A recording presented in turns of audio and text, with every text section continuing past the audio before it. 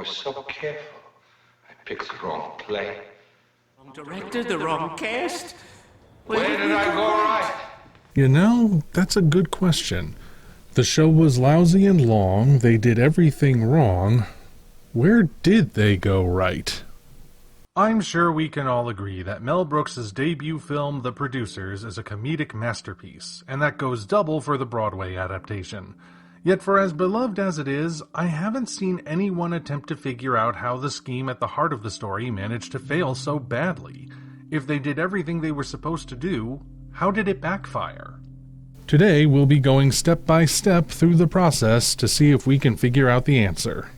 Okay, but which version of the show? The movie and the play diverge at a certain point, you know. True, Snazzy, but they're still the same story up to that point, and in a big picture sense, the divergence doesn't make that huge of a difference. Ergo, I'll be treating both iterations of The Producers as essentially the same, noting where the divergence occurs, and using the 2006 film adaptation of the musical to represent the play. If we're all on the same page then, let us begin at the beginning. How did it begin? He walked into my office with his cockamamie scheme. Okay, so here's how The Producers starts out.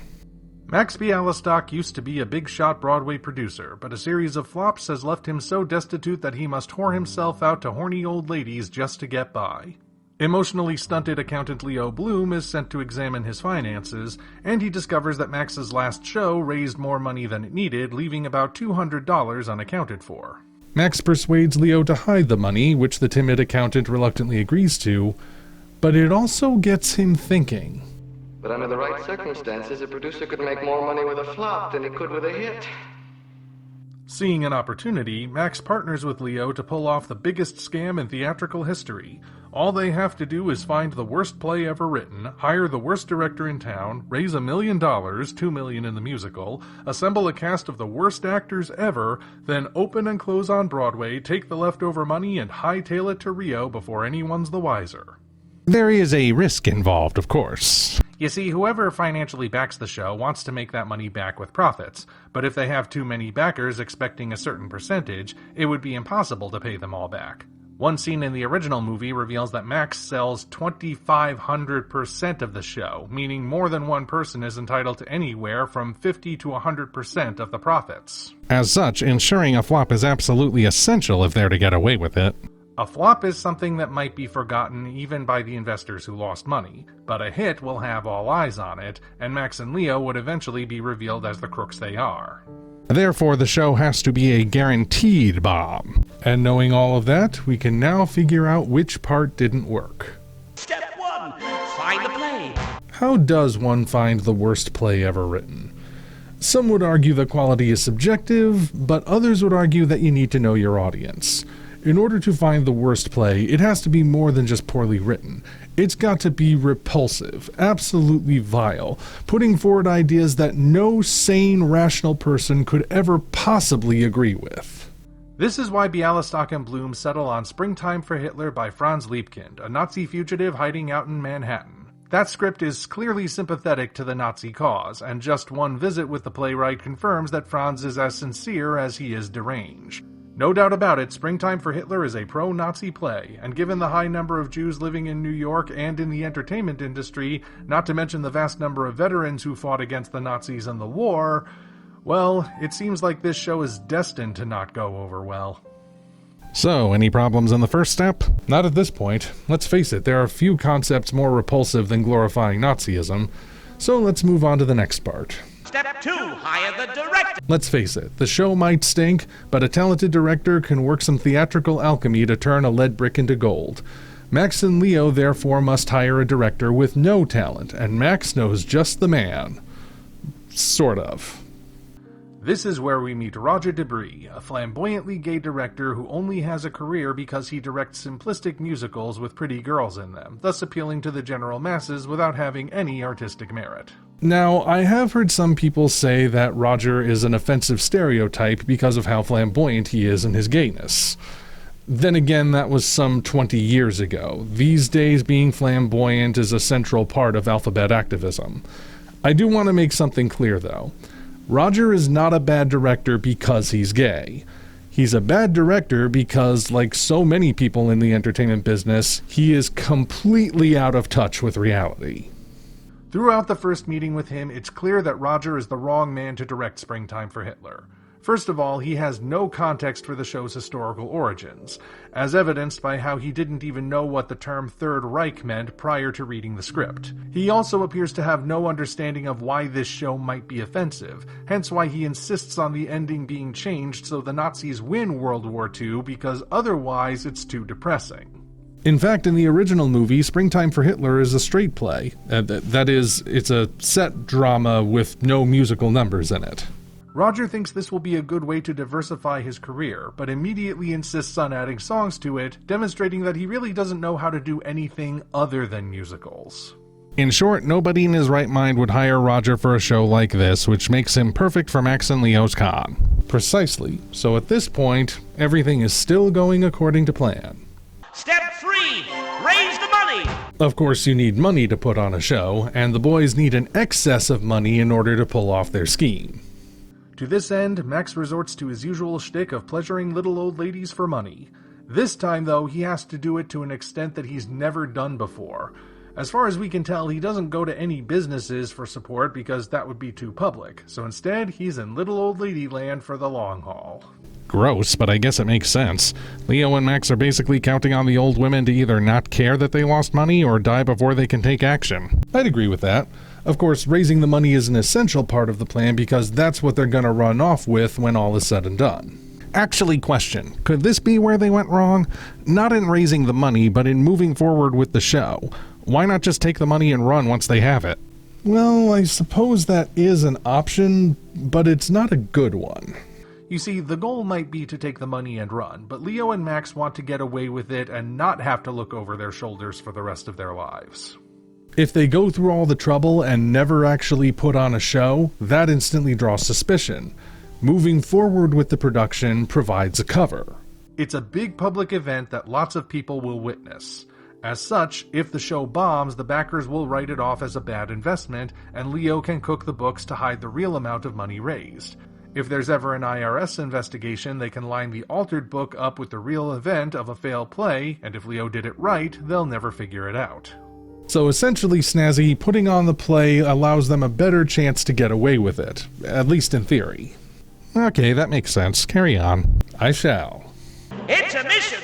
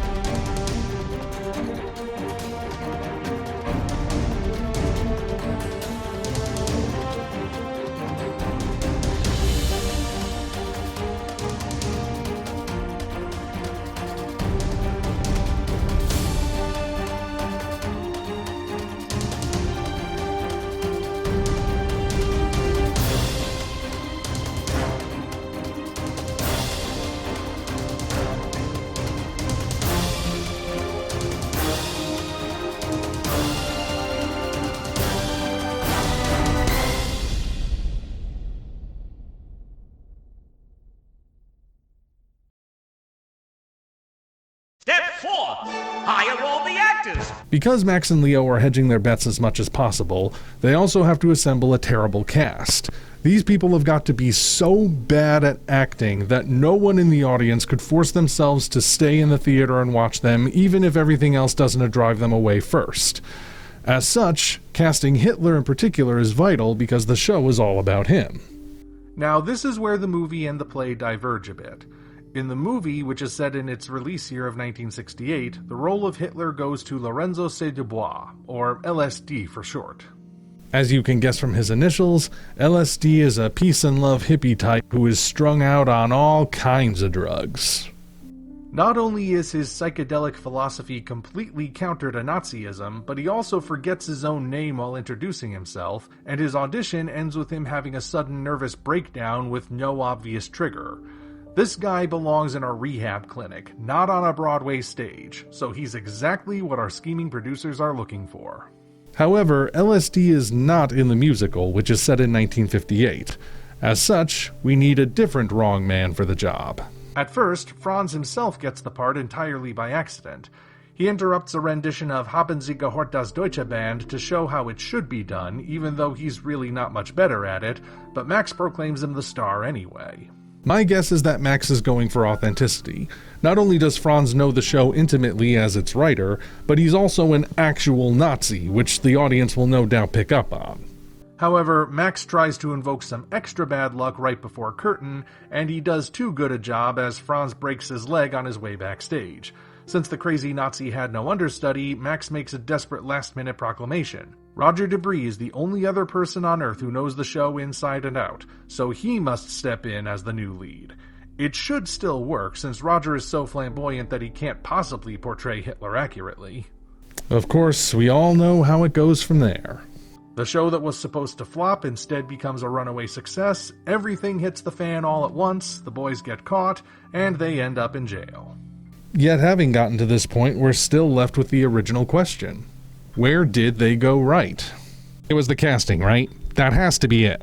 In both versions, it's the ludicrous portrayal of Hitler himself that makes people think the show is a comedic satire because the performances read as exaggerated stereotypes. So they should have cast good actors, and choosing not to is what did them in. I considered that snazzy, but as it turns out, it's not that simple.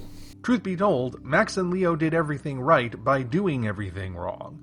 A bad script with a bad cast and bad director has certainly done in plenty of shows before. But let's not forget that in universe, Springtime for Hitler is supposed to be a serious drama.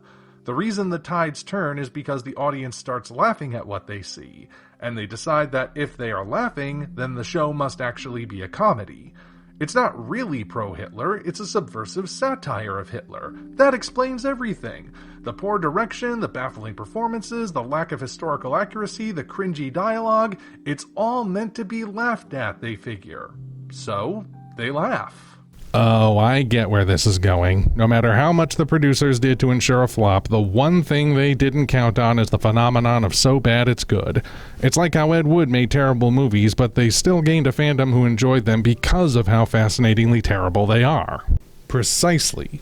The difference being, of course, that Ed Wood fans know that things like Plan 9 from Outer Space were not meant to be comedic. In the reality of the producers, the people watching Springtime for Hitler miss that point, assume the laughter invoked from them is intentional, and thus misinterpret what they are seeing. Ironically, most of these people are probably meant to be intellectuals who, according to themselves, ought to know better. What that means is that Max and Leo's plan went right because they didn't account for something that was beyond their control. They could oversee everything about the show, but how the audience would respond to it was never guaranteed. Revulsion was expected, but laughter was the result.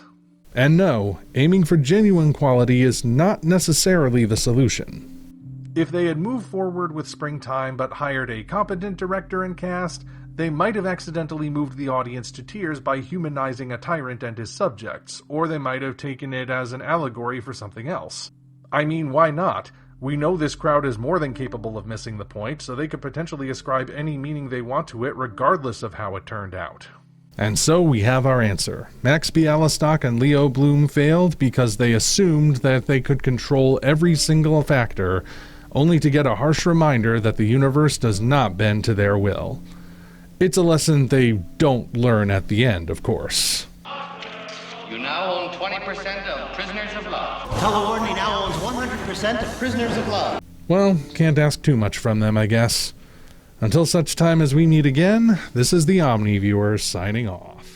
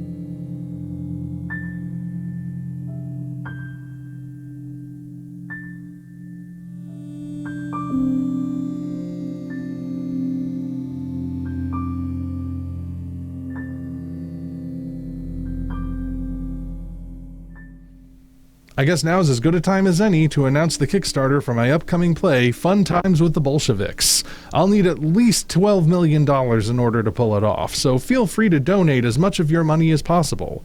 You can trust me. Heh, heh.